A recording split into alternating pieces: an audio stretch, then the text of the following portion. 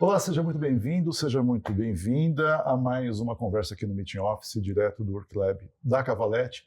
Eu sou o Gomar Carvalho e ao meu lado, o homem, o mito, Luiz Onaga. Tudo bem? Tudo bem. E ao lado do homem e mito está a Taine e a Isabela da Itá. Arquitetura. Arquitetura. Acertei. Todo mundo fala Acertou. Ita, né? Todo mundo fala Ita, geralmente, mas tá tudo bem também, a gente aceita. É igual meu nome, que Taine, começou com Tá, eu tô respondendo. Não tem então problema tá com isso, não. Tá, joia. Muito obrigado por terem aceitado o nosso convite, estar aqui com a gente. E eu queria que vocês se apresentassem, contassem um pouco da trajetória de vocês e do que faz a Itá. Agora vocês tiram no paro para quem começa. Eu começo. Primeiro eu gostaria de agradecer pelo convite. Eu acredito que esse momento de troca entre nós todos, né, tanto do mundo da arquitetura, o mundo do corporativo como um todo, é muito enriquecedor para a gente. Meu nome é Isabela, eu sou arquiteta e urbanista formada pela Universidade Federal de Uberlândia. Foi lá que eu conheci a Taine. E desde a graduação eu entrei nesse lado mais de interiores, então eu trabalhei na parte mais de movelarias, trabalhei na Bom Tempo.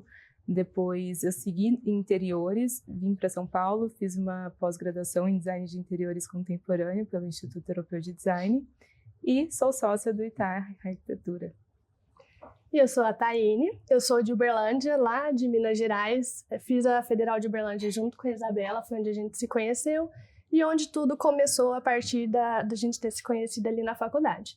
Eu dediquei parte da minha trajetória para o paisagismo, então antes de me formar já trabalhava com paisagismo, foi ali meu primeiro contato com projetos, com cliente do que seria uma obra, e em paralelo a isso a Isa trabalhava com interiores, e a gente começou a pegar alguns projetos para terceiros, escritórios convidavam a gente para fazer uns projetos, e a gente sempre muito conectadas, conversando bastante, trocando bastante informação. A gente chamava uma outra, vamos fazer um projeto aqui, vamos ali, e isso começou a funcionar muito, a dar muito certo. Foi aí que começaram, então, a surgir convites individuais para a gente fazer projetos independentes de outros escritórios, que a gente viu uma oportunidade de, por que não, começar algo. E ali em 2022, num período pós-pandemia, surgiu um convite para a gente fazer um projeto corporativo. Foi nosso primeiro projeto, assim, sozinhas, totalmente independentes, que foi de fato onde o Itá surgiu. Então o Itá surgiu para conseguir atender essas demandas de projetos que estavam surgindo, que a gente conseguiria fazer juntas. E o Itá, ele veio ali num projeto corporativo onde as empresas voltando ali da pandemia, que tendo que se reinventar, se reestruturar, uma empresa precisava de um espaço maior para comportar os colaboradores que estavam voltando, e eles convidaram a gente. E foi ali que a gente percebeu que, a partir daí, começamos a identificar várias dores que as empresas, principalmente o corporativo, tinha, e a gente falou, opa, peraí, a gente tem um problema que está aqui, que ele se repete, e com a arquitetura a gente consegue contornar e resolver muitas dessas soluções. E foi a nossa virada de chave para o mundo corporativo, onde a gente falou, nossa, é isso, a gente se apaixonou pelo mundo corporativo, e foi a virada de chave do Itá, para a partir daí o foco ser no corporativo. E acredito muito que por ser uma empresa, todo mundo quer ver sua empresa crescer, né? Então, quando chega alguém de fora com esse olhar de que pode ajudar por uma coisa que você não está vendo ali, um problema que você não consegue identificar, isso é muito rico, muito gratificante para a empresa, tanto para a gente que está ali fazendo e ajudando, quanto para a pessoa que está ali vendo uma nova solução, um novo recomeço para o seu negócio. E é legal que você já tem, vocês têm uma, digamos assim, uma sede em Uberlândia e uma filial em São Paulo, né? Isso, hoje a gente está divididas ali em duas frentes, né? Depois que a gente começou as duas em Uberlândia, fisicamente, e depois que eu tomei essa iniciativa de fazer essa pós, eu vim para São Paulo, sigo aqui desde então, e no começo até a gente ficou meio dividida, né, de como que seria o Itá em duas frentes. E hoje a gente percebeu que tem sido muito bem, assim, a gente consegue dar esse atendimento tanto aqui na região de São Paulo, todo o estado, assim como um todo, quanto a Taine fisicamente em Uberlândia, dando essa assessoria para Minas Gerais. Então, acabou que o Itá, ele ganhou força em dois estados, né? Em vez da gente se dividir, isso aumentou, na verdade. Como é que foi o primeiro projeto corporativo que surgiu pós-pandemia? Vocês, antes da pandemia, não tinham feito nenhum projeto de arquitetura corporativa, não? tinha, mas em parceria com outros escritórios. Então, a frente eram de outros escritórios, a gente participava ali por trás, ia aprendendo, ia entendendo.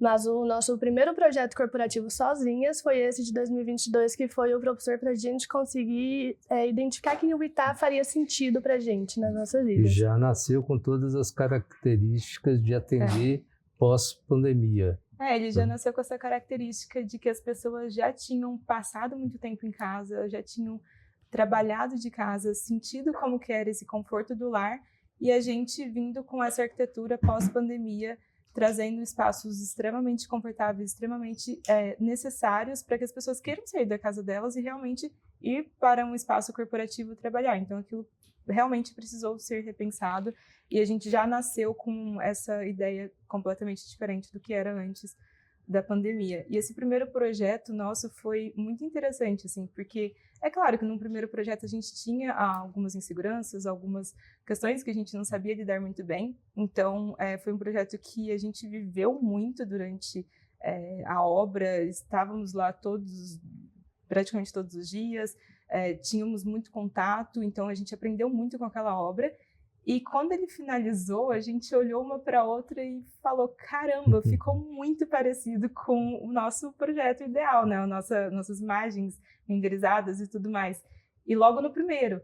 E isso deu um gás para a gente continuar de que, caramba, a gente então fez algo que funcionou, que deu certo, conseguimos driblar algumas barreiras, né, de duas mulheres ali começando. E a gente sentiu potencial e foi uma unidade que teve uma viralização grande dentro da empresa como um todo, né? As outras franquias olharam e gostaram daquilo e ela abriu novas portas para a gente também. Então, até hoje a gente segue fazendo unidades dessa mesma empresa por conta dessa primeira que viralizou e a gente Você conseguiu... fala franquia, mas franquia de escritório, né? De escritório. Isso. Tá. E quais foram as principais características que vocês aplicaram nesse novo formato pós-pandemia? Essa empresa em específico, ela tem bem o conceito do Open Office, então tudo integrado, tudo ali, todo mundo trabalhando junto. Então, a gente foi trazendo soluções onde a gente conseguiria deixar esse ambiente aconchegante para o funcionário, para o colaborador querer estar ali, querer sair de casa, fazer sentido o ambiente onde ele está.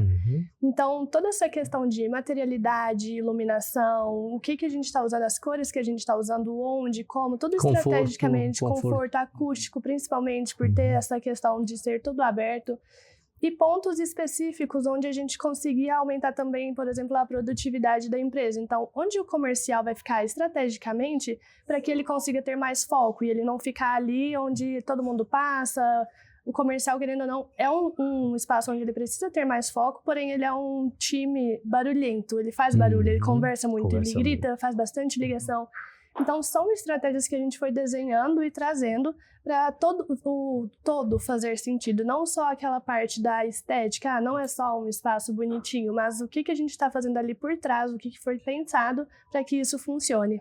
E até assim, essa mesma empresa, né, como a gente era uma empresa que trabalhava bastante, a gente precisou trabalhar bastante acústica, tem muito barulho, a gente fez, por exemplo, uma sala do silêncio. Então, era uma sala que ninguém podia falar no telefone, ninguém podia conversar. Então, um colaborador que realmente precisa de um espaço em silêncio, sem ser uma cabine de ligação, mas um espaço maior, ele vai lá e tem toda uma sala. A gente tinha também as cabines, né, totalmente acústicas, mas então a gente ia criando elementos para resolver os problemas que eles traziam para a gente. E espaços bem legais também. Antigamente eles saíram de um espaço menor e foram para esse maior onde a gente fez o projeto.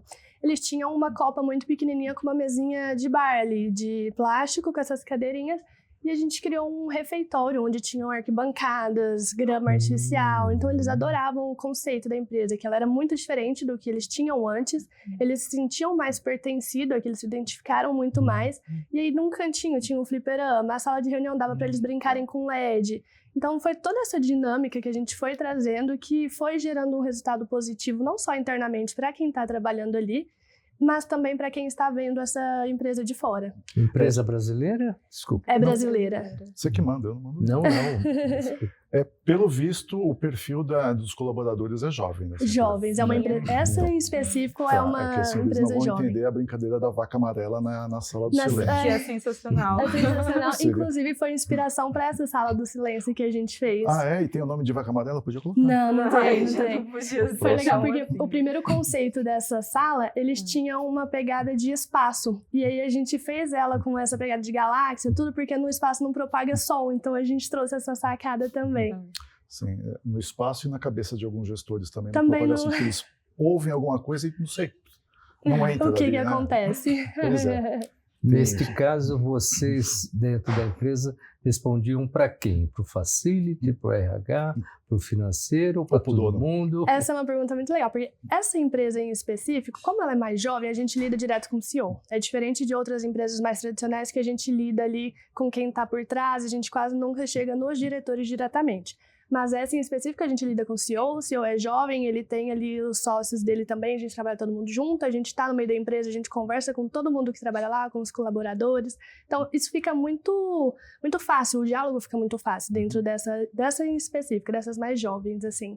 Mas isso varia bastante, assim, de empresa para empresa. Tem outras empresas que a gente trabalha, mais relacionado a bancos, assim, em que o principal contato nosso é o próprio engenheiro de dentro da empresa e outros setores. Então, tem essa variação também. Que é o Facility, que cuida da operação toda, Exatamente. o engenheiro, talvez. Que Isso. precisa ter esse olhar interno, né? Até por, às vezes, uma questão de política, de necessidade, talvez, também. Aí a gente consegue ver essa hierarquia maior, né?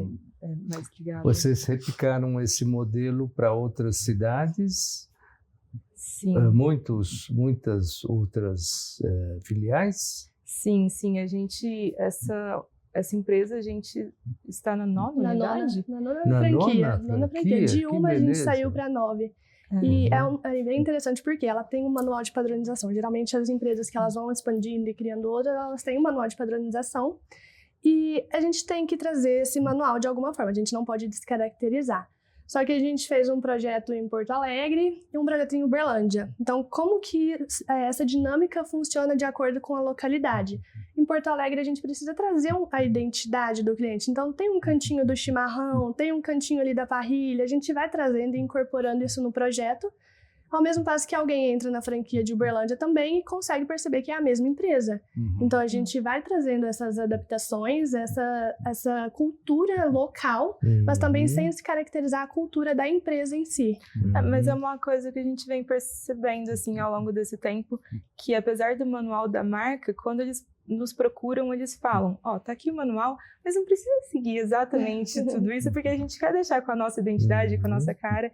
Então, até quando a gente faz a parte de bancos, de cooperativas, eles também estão indo para esse lado, de não ser exatamente igual, para ter essa identidade muito personalizada para cada cidade, cada espaço. E qual foi a ideia, assim, mais diferente que vocês já deram em algum projeto? Por exemplo, talvez seja mais fácil ser aceita nessa empresa mais jovem, né, do que numa outra empresa, entre aspas, tradicional. Por exemplo, assim, tem alguma coisa que vocês falaram, olha, vamos criar tal coisa, vamos ver se pega, se o pessoal gosta. Tem algum exemplo? Vai muito pela essa questão de localidade, igual nesse de Porto Alegre que o Espaço Parrilha eu achei interessante. Vai ter muito carvão, interessante. essas coisas não, né? A gente criou lá um espaço mais gourmet, porque era uma varanda que eles tinham, era um prédio grande de 4 pavimentos inteiro deles. E projeto grande. Bem grande, E eles tinham ali no quarto andar um rooftop, onde eles tinham esse espaço gourmet, que a gente trabalhou com essa parte do cantinho do chimarrão, da parrilha. E aí ali a gente criou palco, porque eles tinha músicos trabalhando lá, então eles gostavam de tocar. Então a gente foi agregando essas coisas do dia a dia e a característica de cada um que estava ali, para eles se identificarem com o espaço. Então foi super bem aceito. Aí a gente colocava a mesinha de bistrô, pôs o palco para eles, o cantinho do chimarrão. Isso foi muito bem aceito, mas lógico que para a realidade ali de Porto Alegre, de onde eles estão. Sim, claro. Agora, como é que é? Assim, primeiro acompanhar uma obra à distância, né? Como é que vocês... Se bem que vocês já trabalham à distância também, né? A questão de você acompanhar essa obra à distância, a questão de você ter um povo com uma cultura relativamente fechada, que é o gaúcho, um povo que tem uma cultura relativamente fechada, que é o mineiro, também é um pouco cismado, e o que você é paulista, né? Eu sou do interior de São Paulo. Um choque cultural grande, né? Como é que foi lidar com tudo isso? Eu acredito que, assim, desde que a gente tomou a decisão de separar o escritório em 2 estados, a gente precisou criar uma metodologia muito forte dentro do escritório para ele se sustentar e qualquer colaborador que a gente tiver também dentro dele, ele tiver essa autonomia de conseguir desenvolver esses projetos. Então, a gente vem aprimorando isso até hoje, a gente está aprimorando o tempo todo. Cada hora a gente traz uma inovação para realmente ter um processo muito bem claro e facilitado para a gente conseguir atender vários estados de forma eficiente. E isso foi evoluindo.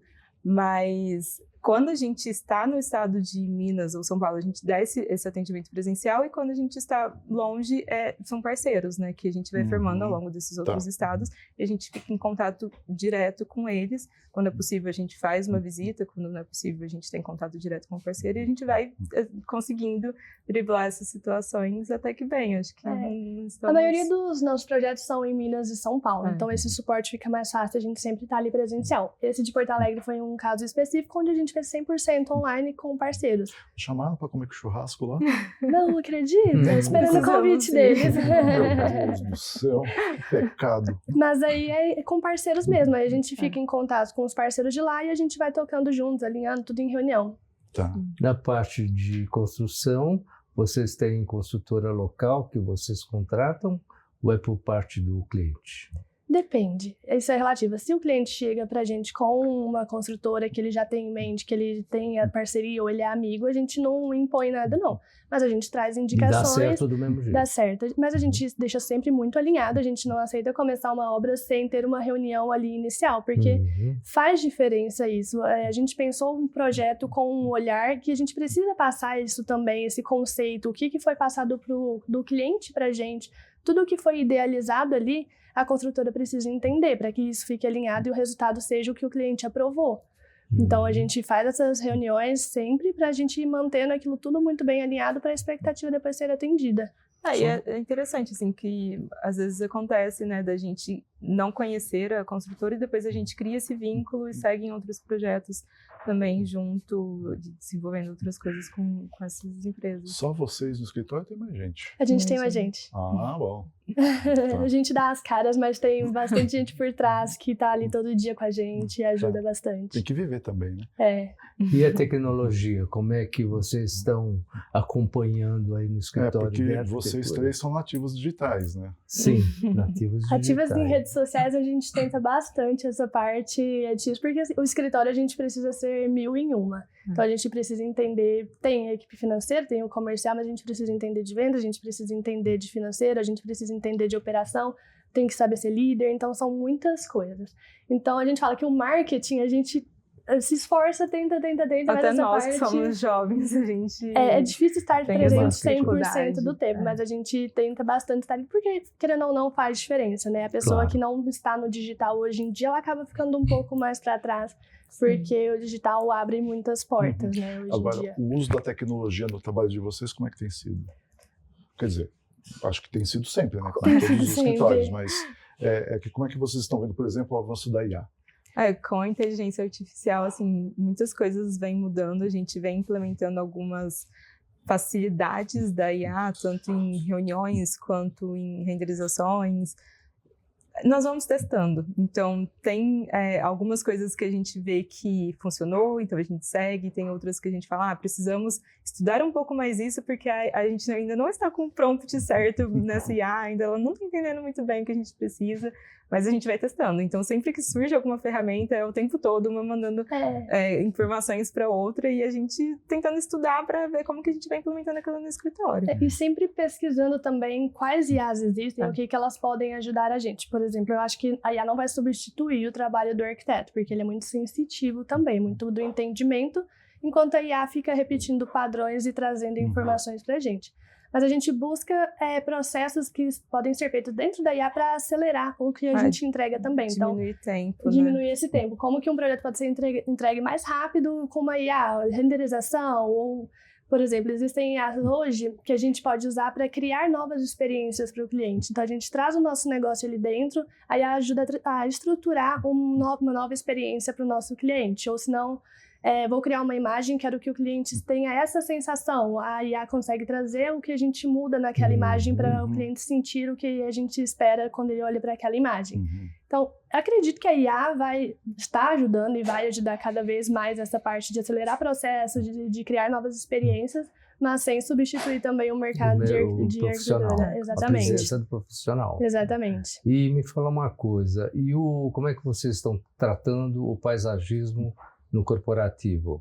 Já que você tem uma experiência. Tenho uma experiência e eu falo que antiga. o paisagismo é a nossa paixão. Eu, por ter trabalhado muito tempo, trabalhar ainda com o paisagismo, mas casou com a Isabela também de amar. Gosto bastante. E hoje a gente traz ele não como um detalhe ali final, uma parte estética, mas como um conceito de projeto. Como a gente busca nos nossos projetos sempre trabalhar com um bem-estar, conexão e identificação do colaborador dentro daquela empresa, a gente acredita que o paisagismo tem uma forte ligação com isso, com essa parte do bem-estar, da identificação. Então, a gente traz ele como um conceito em si, um projeto partindo da parte do paisagismo, trabalhando essa biofilia e toda essa questão. Neuroarquitetura, tudo isso ligado. E, inclusive, é um ponto que, se o cliente fala, não gosto de planta, não quero planta de jeito nenhum no meu escritório, aí é um ponto que a gente, ok, não vamos trazer, mas aí o que nós vamos trabalhar? Qual materiais, quais texturas, materiais naturais, iluminação, cor, o que a gente vai trabalhar ali naquele espaço para a gente conseguir criar esse vínculo, essa ligação que o paisagismo poderia trazer.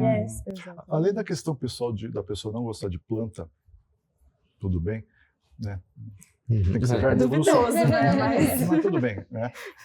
Geralmente, como é que eles justificam? Assim, dá muita manutenção. Manutenção é o principal. Bicho. Manutenção é falar, quem vai ficar molhando essas plantas? Quando a empresa, assim, é mais difícil, vasos, irrigação, essa questão. Então, quem vai ficar molhando? Vai morrer? Como é que vai ser? Vai morrer se não cuidar, né, filho? Então, assim, manutenção geralmente é o que mais pega. E a gente trabalha ali com plantas que geram menos manutenção, não cai folhas dentro do escritório, não tem que molhar tantas vezes no dia, vai molhar ali de 15 em 15 dias, para ir facilitando isso e tentar inserir de alguma forma esse paisagismo lá dentro. E as plantas não naturais também ajudam? É uma saída se a gente trabalha com plantas preservadas.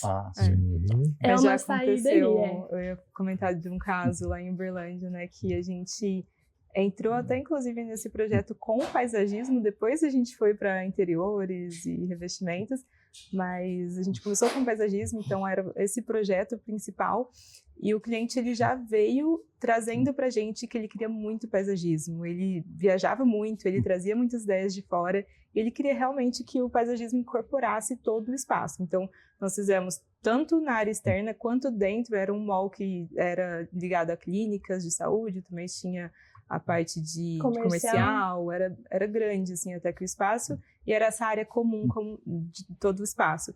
E então a gente tinha jardineiras no meio, né, dos corredores, e durante a obra foi evoluindo, e acabou que resolveram tirar as jardineiras do meio, porque conta da construção da laje, que acabou... faltando a drenagem. Fizeram a drenagem, e aí começaram passar isso para o cliente como, e se a gente colocar plantas artificiais? E aí o cliente, sem uma outra solução assim, virou para a gente e falou, vamos colocar plantas artificiais. Eu na hora, eu gelei assim, eu fiquei assim, caramba, né? O projeto paisagístico é nosso, quem vai olhar o cliente queria vai ver aquilo, e não era aquilo que a gente queria, não era nem o que o cliente queria inicialmente, ele prezava pelo paisagismo natural. E acabou que a gente conseguiu contornar essa situação, a gente não tinha drenagem, mas a gente conseguiu trabalhar com as jardineiras, a gente foi a fundo, lutamos até o fim pelas jardineiras naturais. Desenhou jardineiras novas, metálicas, para conseguir fazer. E deu certo no final, mas foi assim, quase que a gente perdeu para as artificiais, e a gente estava perdendo sono com isso. Existem artificiais e artificiais, né? A gente já conversou com uma pessoa de preservadas, né? São plantas preservadas que é uma coisa maravilhosa. Artificiais. Sim, elas são preservadas. Elas parecem muito. A gente ia até... Ontem mesmo a gente estava num restaurante, né, que a gente falou assim, calma, isso é preservado. A gente olhou uma para outra porque tem muito realismo. Elas são bem realistas. E conversamos com o Benedito também, né? com o Benedito Abud, que é um dos arquitetos precursores aí do trabalho com paisagismo no Brasil, né? E no mundo. Ele tem projeto no mundo inteiro. Muito interessante a conversa com ele. Mas tem momentos que a gente precisa usar, assim, tem momentos que realmente a drenagem não dá, o espaço não cabe, né?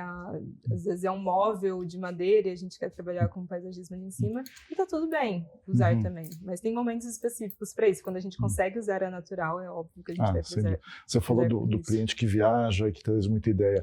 Às vezes o cliente que traz muita ideia também atrapalha, né? Ou não?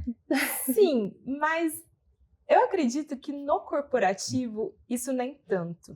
Talvez no residencial, por ser uma obra mais demorada, anos de construção, acabam tendo muitas mudanças. Mas no corporativo, normalmente, o cliente já alugou a laje, ele precisa mudar, ele está pensando em produtividade, em crescimento da empresa, então é muito acelerado o processo. Então essas mudanças, elas também vão atrapalhando essa demora de entrega. Então eu acredito que não tem tanto isso por conta do prazo. Eles sempre prezam pelo prazo. Geralmente eles trazem referências de outras empresas que eles visitaram. Fui uma empresa em São Paulo, gostei dessas coisas aqui. Aí eles trazem pra gente, a gente avalia como aquilo a gente pode trazer, modelar para se adaptar para a realidade dele, para fazer sentido dentro da empresa dele também, da cultura dele. Tá, qual cliente mais chato, paulista ou mineiro? Nenhum dos dois, tudo bem, pode fazer. Eu queria saber o seguinte: vocês devem ter se deparado com problemas de gerações diferentes trabalhando no mesmo ambiente. Isso aconteceu? De ter geração de 30 anos trabalhando com uma de 60, que tem comportamentos e necessidades diferentes. Teve algum problema desse tipo que vocês tiveram que mudar em termos de arquitetura? De arquitetura, né? Não tem tanto problema, porque a pessoa mais velha que ela está inserida ali naquela empresa, ela aceitou, ela se identificou, ela gostou daquela cultura. Então, o espaço para ela fez sentido de alguma forma para ela estar ali. Então, em relação à mudança no espaço, na arquitetura, não tem muito em relação quando a gente fala uma empresa em específico, muito por essa cultura mesmo. Mas eu acredito que, assim, os nossos projetos... Por ter espaços abertos, né, que é comum para todo mundo junto, então o convívio é muito mais intenso. Isso. Né, das gerações. Né? Mas eu acredito que, assim, os projetos, eles não têm um espaço de descompressão, uma forma de trabalhar, uma mesa que são todas iguais. Não tem muito essa padronização, mas a gente tenta sempre ter essa mistura de elementos. Então, alguma pessoa vai se identificar mais com aquele tipo de mobiliário para trabalhar. Então, ela sempre vai naquele cantinho ali, ela coloca como cantinho dela. Outro gosta de ficar mais próximo da copa, onde tem mais gente passando, mais bagunça, gosta dessa animação. Outro não, eu quero ficar ali naquele... Então a gente vai criando espaços dentro de um mesmo ambiente para cada pessoa ter uma sensação de pertencimento diferente também, né? Não é só geração, tem a questão dos neurodivergentes também, que se fala muito hoje também, né? Mas a questão de empresas com conceitos diferentes, aí tem bastante. Uma empresa com um conceito mais tradicional ali, muito diferente dessas franquias também mais jovens, com conceito aberto. Igual a Isa comentou nesses projetos de banco e cooperativa que a gente faz bastante, querendo ou não, eles têm um layout tradicional, eles têm tratamento de dados, então essa parte administrativa tem que ser dividida, salinha, parede, diretor ali no cantinho, sala de reunião na vista mais valorizada. Eles têm esse conceito também ainda tradicional. Bem tradicional no administrativo. Em contrapartida, eles tentam bastante trazer a nova arquitetura do pós-pandemia para a parte de agência, que é onde... Atendimento ao público. Atendimento ao público, porque hoje o mundo muito online, tudo você resolve aqui no celular rapidinho, eles precisam de ter atrativos para o cliente, para o cooperado, né? Querer ir para a agência, querer ir para o espaço. Atrair o pessoal para estar lá. E essa cultura é muito forte também, mais para o interior. Não tanto aqui em São Paulo, mas mais para o interior, Minas tem bastante. Então, o que a gente vai trabalhar nesse espaço? Quais elementos a gente vai ter ali para fazer com que as pessoas queiram estar lá, queiram ir para lá? Ainda quando é uma cidade menor, né, tem esse hábito de pessoas mais velhas. Eu vou ao banco, eu vou sair de casa para que seja tomar um café lá. Sim. Então, esses espaços eles têm sido pensados para ser muito receptivos nessa área. Eu acho também assim, eu fui algumas vezes até Uberlândia, conversei com vocês antes, e eu lembro que o vice-presidente de RH da empresa que eu ia visitar, ele falava, nossa, em 10 minutos eu estou em casa e eu almoço. Lá você atravessa a cidade em 20 minutos. E aí eu fico pensando, né, assim, você tem toda essa facilidade da pessoa de se deslocar para ir para casa, né? Então, assim, também tem a facilidade de sair da empresa, almoçar em casa, mas também tem aquela coisa de manter ali na empresa para fazer um social, uma pequena refeição, Sim. não sair da empresa para tomar um café. Né? Acho que também a gente fala que as melhores ideias elas surgem ali em restaurante, em espaços onde café. tem troca, onde tem essa conversa. Então Sem importante ter. Sem dúvida, sem dúvida. Vocês acompanham também vocês vão na obra, né? Vamos, a gente faz um acompanhamento. Vocês vão lá. E canteiro de obra é uma área majoritariamente masculina, né? Como é que é ser mulher, jovem e ter que se impor num ambiente como esse? Eu acredito que no começo era bem mais difícil, assim, porque aí também não é só lidar com mulher jovem, mas com a gente ainda adquirindo experiência, adquirindo segurança, a forma de falar, a segurança no que a gente estava fazendo. Às vezes a gente sabia o que a gente estava pensando, a gente sabia que aquilo era certo, mas começavam a gerar dúvidas internas. Será que a gente realmente... Síndrome do impostor. Porque assim, são pessoas maiores, são pessoas mais velhas e a gente acaba, né? Depois, com o tempo, a gente vai adquirindo experiência, vivência de obra. Equilibrando a relação, Sim, né? sabendo se portar, também passar autoridade. Com certeza. Acho que até a forma da gente conversar, assim, mostrar que é horizontal, não tem que ser vertical, né? A gente tá todo mundo falando da mesma obra, tentando resolver o mesmo problema. Então, até eu acho que a gente quebra um pouco isso quando a gente começa a conversar de uma maneira muito natural, assim, sem também tentar bater de frente, nem nada disso. E a gente sempre deixa muito claro para o cliente que a gente está ali para ajudar ele a tomar a melhor decisão. Então, ele precisa confiar na gente, ele contratou a gente por um propósito, por um motivo que ele pesquisou, ele recebeu indicação, por alguma coisa ele contratou a gente. Então, ele tem que confiar de que a gente vai ajudar ele a tomar essa melhor decisão. Então, a partir do momento que a gente deixa isso bem claro e que o tratamento é de igual para igual, isso vai se resolvendo, isso fica bem tranquilo. Mas vocês já chegaram a sentir aquela vontade que vem do âmago de pegar qualquer coisa sólida por perto para arremessar? Acho que no começo, sim. Raiva a gente passa, não tem como falar que é tudo mil maravilhas, não, porque tem dor de cabeça, tem problemas, a gente tem que saber lidar. É muito autocontrole de o que, aconteceu. E aí, o que a gente vai fazer? Não importa quem fez, não importa quem errou, mas tem que resolver. Eu sei que a gente chega nesse limite quando conseguem desestabilizar ela. Porque a Taine é muito tranquila, ela é muito mais, assim, na paz, e eu já sou um pouco mais ariana, acelerada. Então é muito mais fácil do lado de cá, mas aí quando chega ele fala, realmente, então... Mas você é ariana também, Eu sou. Não mas completamente diferente, assim, é o oposto. Mas é bem isso. E me fala uma coisa, vocês tiveram experiência na arquitetura do varejo também? Na região? Tiveram alguma experiência? Sim, menos. A gente faz menos varejo, mas a gente já fez lojas, a gente já fez uns espaços ali no meio comercial também. Você aprende muito, não? Aprende muito. É muito nichado, né? Então, nichado, assim, vai ser o quê? Uma loja de roupa, uma oficina. Então, existem inúmeros serviços ali e quanto mais especialização, mais nicho, mais nichado que você traz, mais o resultado sai ali melhor. Mas a gente faz alguns corporativos ali, alguns comerciais, onde fazem sentido também pra gente. Não é só pegar o projeto e fazer, né? A gente tem que também trazer o conhecimento e tem que fazer sentido tanto para o cliente quanto pra gente. Aí o comercial, assim, cada comercial pode ser um segmento diferente, né? Então é muito abrangente. Então isso também traz outras percepções, assim, completamente diferentes. Me fala uma coisa, em Uberlândia a concorrência é grande? É no grande. mercado, tem muito escritório é muito focado diferente. Nisso? Do corporativo é menos lá, aqui em São Paulo é mais.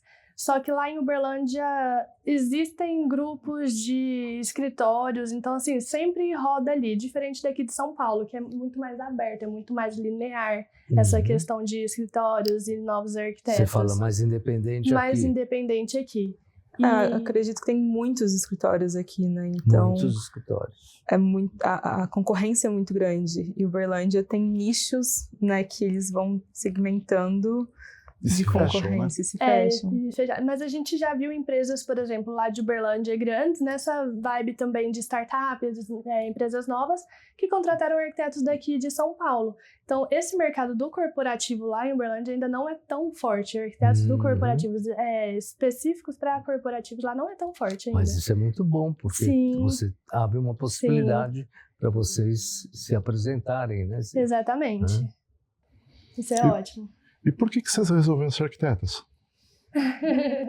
Boa. Essa é uma pergunta difícil. Eu acredito que não teve um momento que eu falei, agora eu quero ser arquiteta, mas é uma construção. Então... Família? Minha mãe, ela é formada em arquitetura e urbanismo, mas depois ela seguiu outra carreira, ela foi para odontologia. Talvez um instinto desde pequena ouvindo, né, sobre... pode ter começado a ascender para esse lado. Mas eu acredito que quando eu comecei a tentar entender os espaços, assim, eu entrava num restaurante e eu não ficava pensando na comida do restaurante, mas eu ficava olhando em volta, os revestimentos, os acabamentos, por que cada coisa foi feita de cada maneira, e isso começou a me instigar, e quando eu comecei a entender que quando eu entrava em um lugar e aquilo me trazia uma sensação diferente, boa ou ruim, né, ou me trazia uma memória, isso começou a mexer comigo de que, então eu posso escolher o que vai ter em cada ambiente e aquilo vai determinar como que as pessoas vão se sentir ali ou vão ajudar as pessoas de alguma forma. E convivências, viagens e tudo mais, isso foi aflorando, estimulando, até que eu falei, eu acho que é arquitetura mesmo. Tua mãe reclamou ou não? Não, foi tranquilo. Eu não tive um momento em específico também, eu não tenho familiar que é da arquitetura, nunca tinha tido contato com o projeto, então foi muito na base da pesquisa mesmo, sobre o que faria sentido para mim. Eu sempre fui muito envolvida com a parte criativa de dança, pintura, desenho, essas coisas mais da arte, ao mesmo tempo que eu sou muito curiosa em saber, como que funciona essa lâmpada? Então, fui pesquisando para entender o que faria sentido naquilo, no meu futuro, no dia a dia, o que eu poderia unir essas coisas que eu me identificava e gostava. E acabei chegando na arquitetura por essas pesquisas e tudo. E um ponto legal também é que eu procurava uma profissão que fosse muito dinâmica, que eu tivesse contato com muitas pessoas. Cada dia eu não queria ir para um escritório todo dia fazer a mesma coisa. Então, e acaba que isso na arquitetura não tem. É cada dia uma obra diferente, um cliente diferente, um processo criativo diferente, conversa muito. E isso fez sentido para mim e eu acabei indo para arquitetura mesmo. É bom, você cria o palco e bota os outros para dançar depois, né? Completamente. Onde é que vocês... Queria falar um pouco do processo criativo de vocês, né? Porque jovens, assim, já vêm com uma bagagem mais contemporânea, digamos assim. Não faz as comparações esdrúxulas que a gente faz, né? Tipo Vaca Amarela, que hoje nem sabe o que é. Como é que é o processo criativo de vocês? Como vocês conversam? Como que vocês juntam o time? Onde vocês buscam inspiração? Onde que vocês estão sempre recorrentemente indo lá, ver ideia? O tempo todo, em todos os lugares. Na verdade... O arquiteto não consegue tirar esse olhar, né? Você já começava vendo os restaurantes, né? Você já entra no restaurante olhando pro teto, pro chão, pra parede. Ontem mesmo, a gente foi visitar uma academia e a pessoa estava apresentando a academia pra gente, eu olhava pra ela, olha, aqui tem pedra natural na academia, eles colocaram vegetação. Então a mulher olhava pra ela, desculpa, a gente é arquiteta. O que você tem que ver com a minha casa? A gente tá falando, olhando e, nossa, olha isso daqui, se a gente colocasse desse jeito um projeto, ficaria interessante.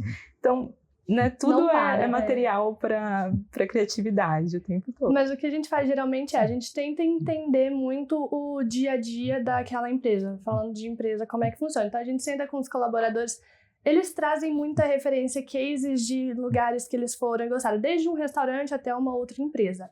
Então a gente senta, vê o que faz sentido ali, vê as referências que eles estão trazendo e depois a gente vai para o nosso processo criativo de o que a gente consegue modelar e trazer dentro disso, através desses cases, e o que a gente consegue resolver através dessas soluções arquitetônicas também para dentro do espaço. Tá. E é interessante porque, assim, mesmo, né, nós duas longe uma da outra fisicamente, essa parte de processo criativo é completamente integrada, porque a gente se liga todos os dias. Eu acredito que não tem um dia na semana a gente fica em chamada quase o tempo todo. Né? E principalmente quando entra nessa parte inicial de projeto do criativo, é uma conversando com a outra sobre o criativo o tempo todo. Depois o projeto dá uma deslanchada, né? E aí essa parte mais técnica diminui. Mas a criação é junto. E o criativo é um mood board gigantesco. A gente tem uma plataforma onde a gente coloca ali, por exemplo, uma planta do cliente e a gente começa a trazer várias referências, objetos, cores, tudo desenhado, tudo bem estruturado ali em volta para a gente conseguir ir filtrando e agregando, trazendo aquilo para fazer sentido. A partir daquela árvore.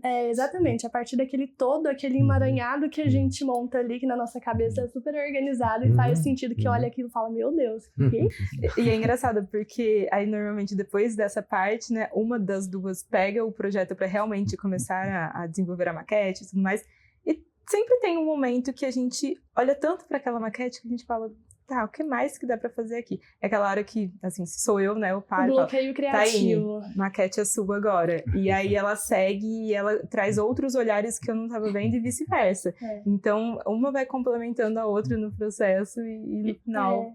Isso é um ponto muito interessante que a gente acha do nosso escritório, assim, de ter duas à frente, das duas participando desde o processo inicial ali, das primeiras reuniões com o cliente até a entrega da obra, e a gente está 100% presente em tudo isso, e a gente tem essa troca muito grande, essa informação, e fazer juntas tudo isso, a gente se identifica muito com essa parte, a gente acha bem interessante e gosta disso, né? Vocês se encontram fisicamente uma vez cada 3 meses, é isso? Não tem data específica. Não é muito certo, depende muito.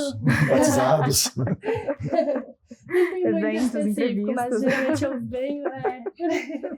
eu venho para São Paulo para ir em feiras, fazer as coisas assim, visitar clientes. Aí a gente tem bastante cliente na região em volta, Sumaré, Jundiaí, Osasco. A gente sai se encontrando também nos meios do caminho. A gente foi para Patos um tempo atrás, Patos de Minas, então a Isabela também vai para Minas.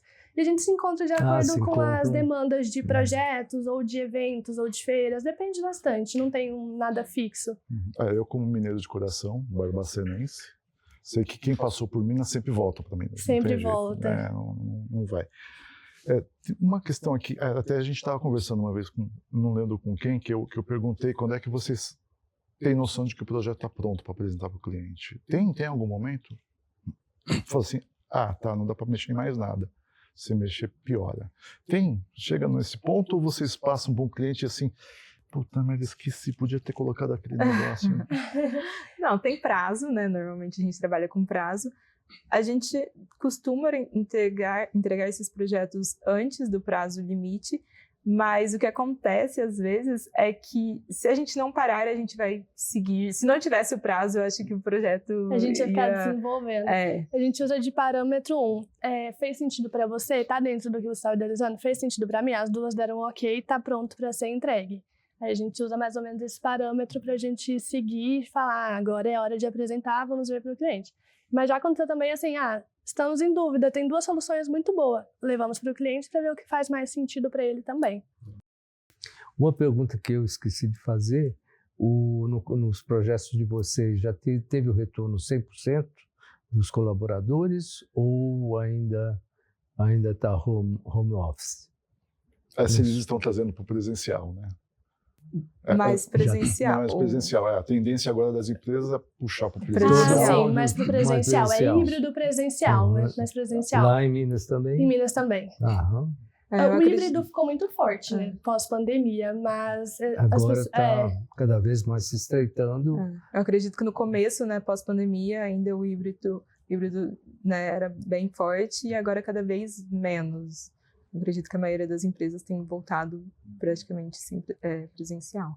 Tem uma questão de cultura da organização, né? Que eu lembro que uma vez eu entrevistei uma professora de cultura organizacional, ela falou que o trabalho à distância mata a cultura, né? Porque as pessoas não se veem, porque a cultura é feita do cafezinho, né? E aí eu fiz toda essa volta para falar sobre cultura, para fazer uma pergunta. Vocês têm que entender a cultura da empresa para fazer o projeto. A gente tem praticamente que viver a cultura da empresa. Né? E quando vocês vão entrevistar, ou seja, o dono, ou seja, um executivo, às vezes ele tem uma visão muito aspiracional, do tipo, é o que eu desejo, mas não necessariamente é o que a empresa é. Sim. Vocês conseguem perceber isso? Às vezes fala assim, eu quero uma área totalmente aberta, colaborativa, mas aí você percebe que na conversa com os colaboradores não é muito isso não rola, não vai dar certo, não vai funcionar. Já chega a acontecer isso? Ou graças a Deus nunca aconteceu? Acho que nunca teve de ter essa divergência dentro de um mesmo espaço sobre o tomador de decisão querer algo que não faça sentido ali para dentro, até porque eu acredito muito que a mudança que ele está tentando fazer, ele está propondo a se fazer, é por conta desses colaboradores. Então, essa divergência, assim, ela não acontece muito. O que acontece é, por exemplo, você estava falando do presencial, a gente tem empresas que eles trabalham focados 100% na alta performance, então eles fazem questão de que os colaboradores estejam presencial ali todos os dias. E aí é um ponto onde a gente traz o que você está fazendo para a sua empresa para que seu colaborador queira ir todo dia para a empresa, esteja ali e esteja produzindo, esteja vendendo dentro da sua empresa. Feliz, né? Também. Feliz dentro da sua empresa, tanto feliz para ele, que está se identificando, quanto para você que está gerando o resultado que você almejava. Porque não basta querer que o colaborador esteja lá presencialmente todo dia se o espaço não esteja condizente com isso, né? Não esteja confortável, amigável. O paisagismo é cacto, aí tem um chicote na parede. Um balanço num cantinho.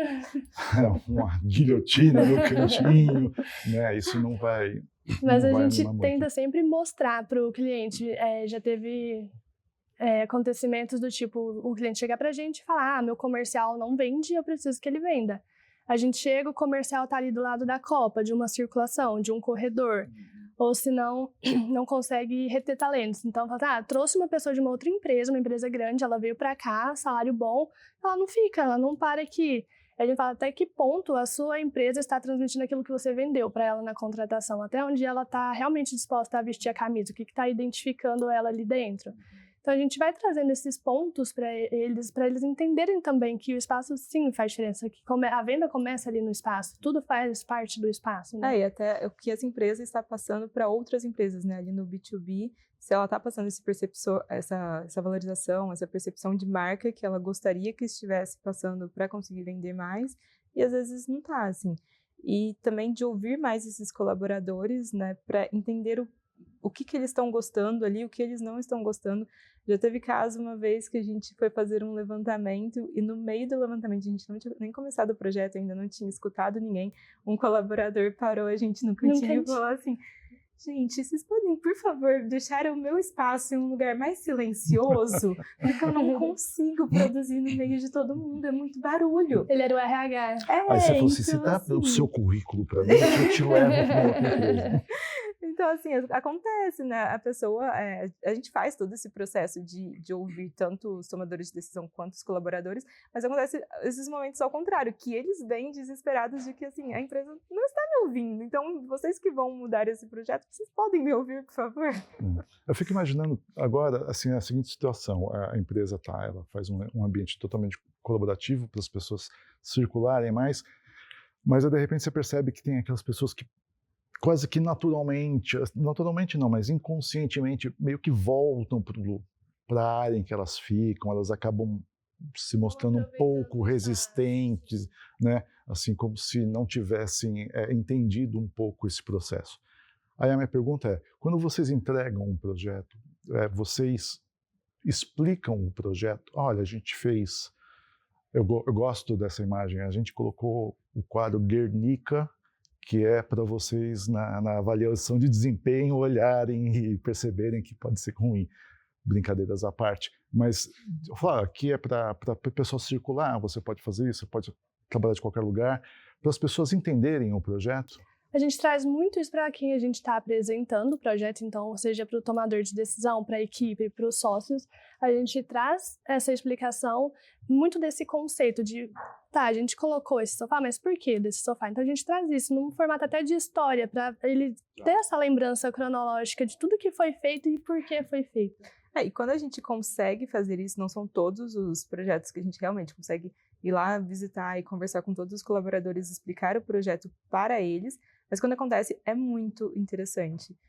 Teve um projeto que a gente foi lá, o espaço já estava sendo utilizado, já fazia algumas semanas, e a gente chegou e já viu como que estava esse uso, né? Então a gente teve essa troca com alguns colaboradores, explicando, né, o que a gente tinha pensado em cada espaço, e isso é muito, muito válido, porque são eles que estão ali no dia a dia, que estão vivendo até para aquele entender, espaço. né, assim, o porquê das coisas. E vocês fazem o acompanhamento depois, a exemplo dessa visita que vocês fizeram, mas geralmente de estar procurando ter esse feedback de como é que está sendo. Sim, e ele é muito importante para a gente balizar ali também as próximas entregas, né?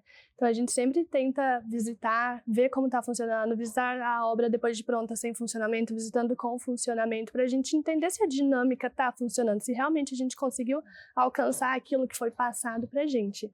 E principalmente de ter esse feedback de o que o projeto influenciou então agora na parte interna da empresa. Ele realmente trouxe mais motivação para as pessoas? Vocês estão vendendo mais? Funcionou? Então a gente tenta sempre buscar isso para ver o que está fazendo sentido, o que a gente tem que olhar para falar, opa, peraí, vamos ver isso aqui de novo então. E acontece também assim, por exemplo, tem um projeto que nós estamos desenvolvendo em Sumaré, São Paulo, e a gente fez essa primeira etapa de projeto, eles já estão trabalhando nesse espaço. Não era um espaço muito grande, mas eles precisavam de uma quantidade de colaboradores razoável. Então, a gente não conseguiu colocar tantos outros espaços. E agora eles estão expandindo, a gente está fazendo essa segunda etapa, em que a gente conseguiu realmente colocar muitos espaços de descompressão, de lazer, de áreas externas. Então, a gente visitando essa obra da segunda etapa e olhando como que eles estão trabalhando hoje, a gente também consegue, né, entender essas mudanças que vão ter daqui a um tempo, né? Sim. Evolução da Nossa, empresa. igualzinho, né? E muito do entendimento também da empresa em si, de antes o espaço era menor, não tinha tanta luz natural e tinha muitos colaboradores. Eles precisavam desses colaboradores, ok. Mas eles entenderam que o conceito de ter espaço aberto, ter iluminação natural, ter espaço de descompressão fez falta. Então, nessa expansão, a gente conseguiu trabalhar muito bem esses outros espaços. Então, tem auditório, tem copa integrada com varanda externa, tem espaços com sofás. Então, eles conseguem circular nesse ambiente e tudo com luz natural. Então, eles foram percebendo essa demanda que o outro lado do escritório, que eles são grudados, o outro lado não tem. Então, todo mundo fala, eu já vou passar para o lado de cá do escritório. A gente fala, até se a gente soubesse, né, que ia ser uma expansão logo de cara, já teria pensado completamente integrado, mas isso foi acontecendo ao longo do tempo e o projeto da primeira fase já estava pronto. Mas, parte estrutural não dava para mexer. Ah, que pena. Mas está funcionando muito bem, está dando certo. Olha, eu preciso dizer para vocês, dar parabéns, porque vocês em tão pouco tempo aprenderam tanto, trouxeram tanta informação contundente para o nosso espaço. Falando aí, pegando o gancho do pouco tempo do Ai Que Pena, né? Infelizmente a gente está chegando no final e a gente tem sempre umas perguntas-chave para encerrar, né? Então, a clássica? Clássica. Ótimo, então. É difícil, mas é a clássica. É difícil, né? O que é ser arquiteta? Vou passar para você, Isa. Ela vai copiar, a Isa fala muito bem Vocês dessa... eram da mesma sala na faculdade? Da mesma sala. Mesmo grupo? Quem que fazia o trabalho e o outro assinava? A gente se dava muito bem nos trabalhos, É por isso que eu acho que a parceria surgiu tão forte. Tão bem. De tudo funcionar muito bem. Foi bem isso mesmo. Mas eu acredito que ser arquiteta, ela linka bastante com aquela minha resposta do que é arquitetura, né? Então, é a gente conseguir realmente transformar os espaços das pessoas e trazer sensações para as pessoas que elas não imaginariam que elas poderiam ter através do espaço. Então, eu acredito que a arquitetura ela é muito silenciosa, a gente precisa sentir ela. Não tem como, igual eu tenho um carro com problema, eu vou trocar de carro, agora eu sei que meu carro está melhor porque eu troquei. A arquitetura não, eu vou sentindo, às vezes, um revestimento, uma luz que está incomodando, o barulho. Então, ser arquiteta é a gente conseguir transformar esses espaços através de elementos, de conhecimento, de vivências, para que cada pessoa se sinta bem e consiga ser mais produtiva, consiga desenvolver seus trabalhos bem. Acho que não só também solucionar aquilo que o cliente traz como dor, mas conseguir identificar também os causadores disso ali dentro e trazer soluções para que isso funcione, tanto a curto quanto a longo prazo para eles. Acho que é mais isso. Perfeito. Muito bem. Muito obrigado por terem aceitado o nosso convite. Obrigado, Naga. A gente se vê na próxima conversa. Na próxima estamos aqui de novo. Sem dúvida. E espero que vocês continuem com a gente. E se vocês não se inscreveram no nosso canal do YouTube, não perca tempo. Faça isso. O link deve estar aqui embaixo. E até a nossa próxima conversa aqui no Meeting Office.